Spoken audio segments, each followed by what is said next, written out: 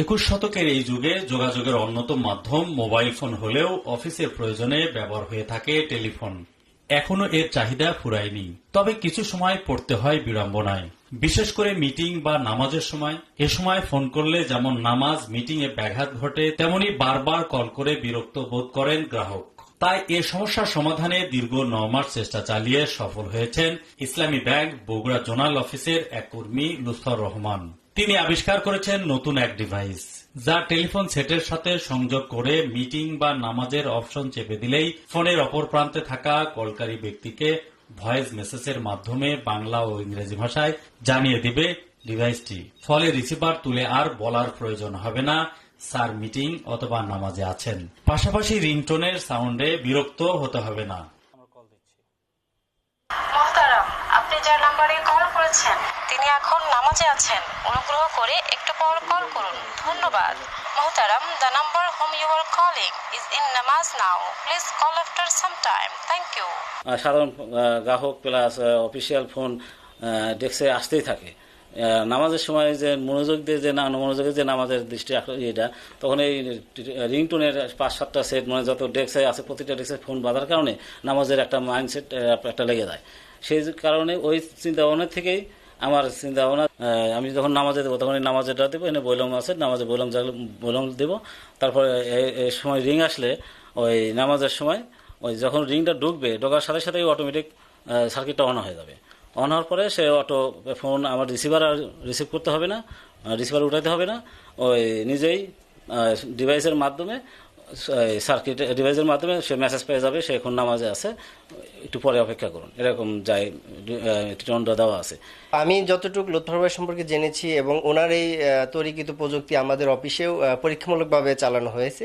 তো আমি এখান থেকে যতটুকু বুঝতে পেরেছি বা আমার যে অফিসার রয়েছে ওনার কাছ থেকে আমি যতটুকু জানতে পেরেছি যেটা আসলে খুবই হেল্পফুল সবার জন্য হবে। এমন আবিষ্কার নিয়ে গর্বিত ইসলামী ব্যাংকের কর্মকর্তারাও।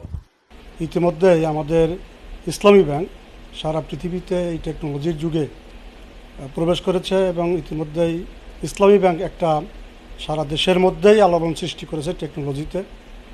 সেই ব্যাংকের একজন কর্মী আমাদের লুৎফর রহমান যে জিনিসটা আবিষ্কার করেছে, আমি অত্যন্ত আনন্দিত এবং আমি আশা করব যে এই টেকনোলজি দেশের মানুষ গ্রহণ করবে এবং নামাজ মিটিং ইত্যাদি সময় যে আমাদের এই বিড়ম্বনা সৃষ্টি হয়, এই বিড়ম্বনা থেকে আমরা বাঁচতে পারবো। উদ্ভাবনের শুরুর দিকে স্বজনদের ঠিকমতো সময় না দিয়ে এর পিছনে ছোটায় কিছুটা অভিমান থাকলেও এখন সফলতা পাওয়ায় আনন্দ উচ্ছ্বাসের হাসি তাদের চোখে মুখে। প্রথমত কাকু কফি শেষ করে যখন এগুলো নিয়ে বসতো তখন নিজেদের কাছে বিরক্ত লাগতো, মানে পরিবার সবাই সময় না যাই নিয়ে পড়ে থাকতো, প্রথম খুব বিরক্ত মনে করতো। কিন্তু এখন কাকু যেহেতু সাকসেস হয়েছে তো এখন খুব ভালো লাগতেছে। অফিস 6টার পরে বাসায় আসতো, বাসায় এসে একটু ফ্রেশ হয়ে পরে রুমে আসতো, রুমে আসতো 2টা-3টা, এমনকি সারা রাত এখানে এই রুমে ছিল, একা একা করছে। আমি মাঝে মাঝে এসে দেখতাম, খুব ভালো লাগছে। আমি তো সবার কাছে বলি যে উনি এত চেষ্টা করে এই কাজটা সাকসেস করতে পেরেছে, এটা আমার কাছে খুব ভালো লাগে এবং প্রশংসনীয় যে আমার স্বামী এরকম একটা জিনিস নিজের ইয়ের থেকে আবিষ্কার করতে পেরেছে। তার এই উদ্ভাবিত ডিভাইসটির সুবিধা জনসাধারণের মাঝে ছড়িয়ে দিতে চান তরুণ উদ্ভাবক ও ইসলামী ব্যাংক বগুড়া জোন অফিসের কর্মরত লুৎফর রহমান। অফিসের ব্যস্ততায় নিজে না পারলেও বাজারজাতকারী প্রতিষ্ঠানগুলোকে এগিয়ে আসার আহ্বান তার। এই 9 মাসের পরিশ্রম এখন আমি যেহেতু একটা জিনিস কমপ্লিট হওয়ার পরে যে রেজাল্টটা পাইছি, সেক্ষেত্রে একটা নর্মাল একটা টেলিফোন সেট বাজারে ধরেন 1500 থেকে 3500 এরকম আছে। আর আমার এই ডিভাইসটা যদি ইনস্টল করে ডিভাইস সহ সেটটা যদি মার্কেটে আসে, সেখানে 2500 থেকে 4000 টাকা পর্যন্ত সে মার্কেট প্রাইস করতে পারবে। মানে ডিভাইসটা মার্কেট বাজারজাত করা আমার পক্ষে সম্ভব না। যদি কোনো প্রতিষ্ঠান এই ডিভাইসটা মার্কেটিং করার জন্য এগিয়ে আসে, আমার পক্ষ থেকে ডিভাইস কীভাবে করলাম বিস্তারিত তাদের সহযোগিতা করবো আর কি। এই ডিভাইস ছাড়াও বর্তমানে মোবাইল ফোন নিয়ে গবেষণা করছেন এই ক্ষুদে বিজ্ঞানী। টেলিফোন সেট বর্তমান অবস্থায় বিলুপ্ত মানে কিংবা অতটুকু প্রয়োজন ব্যবহার হয় না, করছে না, মোবাইলটা বেশি ইউজ হচ্ছে। সেক্ষেত্রে এখন নেটওয়ার্কের মাধ্যমে আইপি ফোনে নতুন ফোনে আমাদের চালু হয়েছে।